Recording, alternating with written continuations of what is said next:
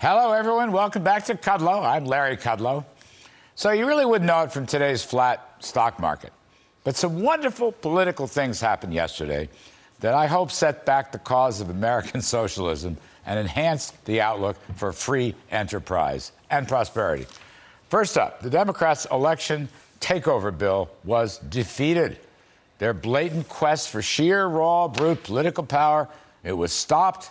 And this little Joe Manchin two-step we're reading about won't fly either. Number B, it's not going to fly. Whatever it is, it's not going to fly. And it's never going to get the 60 votes because it doesn't have a mandate for a photo ID. That's the key point. It will not get 60 votes, so we don't have to worry. Election laws should be set by the state legislatures anyway, not the swamp in Washington. And even if Joe Manchin wanted a photo ID in his bill, it would be a lousy idea because of the federalization principle, which is wrong. Let the states do it. And on top of that, the filibuster did its work. 50 nay Republican votes stood up and defended constitutional principle of federalism. The filibuster remains. That is so important. Senate Democrats now know they can't beat the filibuster. I mean, besides Sinema of Arizona and Manchin of West Virginia, you got Kelly of Arizona, Hassan of New Hampshire, and Hickenlooper of Colorado. They will preserve the legislative guardrail, as Senator Sinema has put it, which means not only democratic green worker paradise utopian dreams of American socialism will be blocked, we will not have unlimited taxing, unlimited spending, unlimited regulations. We will not have the destruction of our energy system. We won't have open borders. We won't have a packed Supreme Court. We won't even let the G7 dictate our tax policy. So this is all good. All good. We beat S1 and the filibuster is working. Now, also on the plus side, in New York City, believe it or not, AOC and the crazy people lost in the Democratic primary. Former cop Eric Adams is well in the lead, headed by 9 points, okay, at the last count. The party machinery is not going to steal this election from him because as borough president, he is the party machinery, and he would do the stealing. So that's not going to happen. So he's got a 9-point lead. It's a handsome lead. On the GOP side, my pal Curtis Sliwa won. Now that means Curtis will be in the debates with Adams, and he will hold Adams' feet to the fire on law and order and many other matters. Curtis is going to be a positive force in the election, and he is a fierce debater. Trust me on that. Now, on Adams, it looks like he's going to be okay. He ran hard against defunding the police, and I think, or I hope, he will fight the Socialist City Council and refund the $1 billion they took out of the police budget. And I hope he'll put more cops on the street.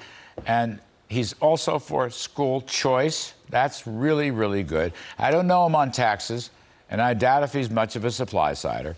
But I would take his strong policing and school choice as two great jumping-off points to restore and renew and reinvigorate New York City. Again, AOC and the crazy people who endorse this far-left Mayo Wiley, they got whooped. Now, look, I don't really understand this ranked choice election stuff, so who knows what's going to happen, but I think Adams is going to win.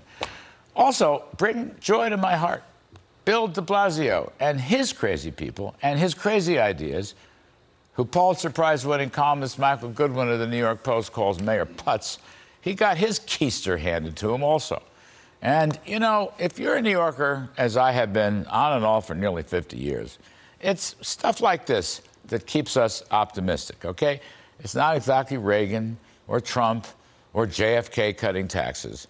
But if I were AOC, I wouldn't be sleeping too good. Even New York City appears to have rejected her socialism.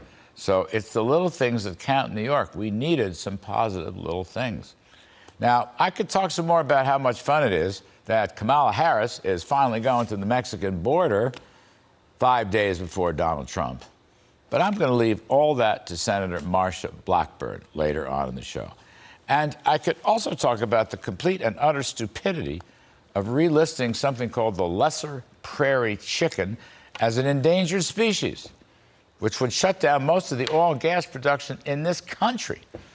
We have a number coming up. I think 75% of the oil and gas would be shut down because of this lesser chicken.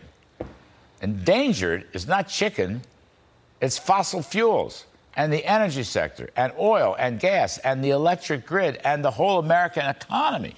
That's what's endangered because of this rabid, obsessive climate change people in the White House who continue to spread falsehoods about the so-called existential climate change crisis, which doesn't exist.